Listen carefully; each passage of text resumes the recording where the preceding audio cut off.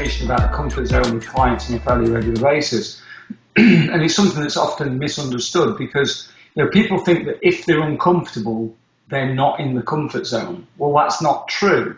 There's many an example of a housewife or a woman that's been abused by a partner, physically abused, that doesn't leave. Now, you could say she's not in a comfort zone, but she really is, because it's the fear of what's outside a comfort zone. At least she knows. It's like the devil, she knows the situation now and what to expect, no matter how horrific that may be. So yeah, it's always the comfort zone. If I can't shift a client outside their comfort zone, I'm not going to help them change. Really, that's where the change takes place, when you're outside your comfort zone. I had a client, this was 2 or 3 years ago now, he was back in the UK, and we were talking about this, and he said, well, I'm always going outside my comfort zone. He said that, he cycled around the world on his own. I said, well, were you nervous? Were you apprehensive? He said, no, I had a great time. I said, well, you weren't out of your comfort zone then. You've just got a different comfort and bigger comfort zone to other people.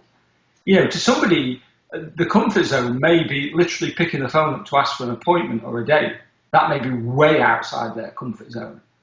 For somebody else, it could be something completely different. It could be eating in public. Do you know what I mean? Is something, so it's really, everybody's comfort zone is different. And what you tend to find with it is that if people aren't pushing against it and expand it, it tends to contract on them.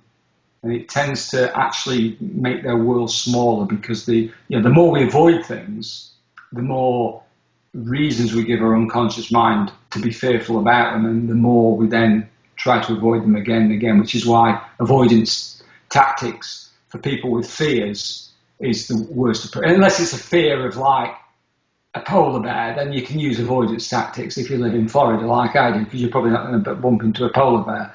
But if you've got an avoidance of giving a speech or talking to people or whatever, so you've got a fear of that, then avoiding it just makes it worse when it actually does happen.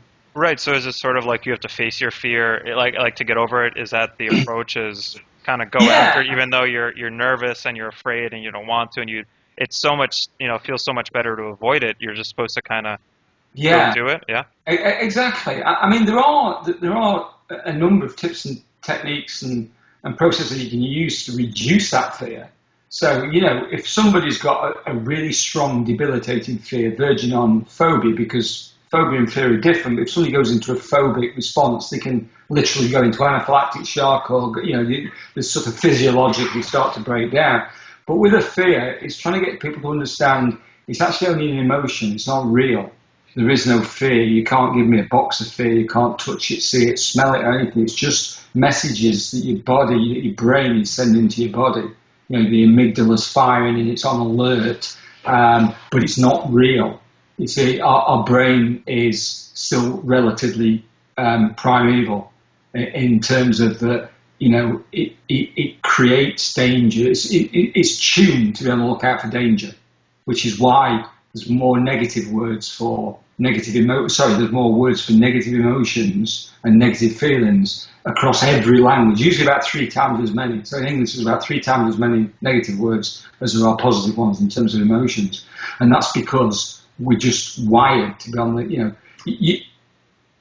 25,000 years ago, you ignore that snapping of a twig behind you and you could be dead. But you miss that buffalo, you're going to go hungry for maybe a day or so, but you live to hunt another day. So, but the brain hasn't caught up, and it thinks that giving a speech is dangerous. It sends off all the same messages. It triggers the fight or flight response. It's asking for a date, asking for a pay rise, leaving a job to start a career alone. We sort of associate these with real danger, when for the most part, not always, but for the most part, there really isn't any real danger there. It's just old patterns of thinking, old behaviours.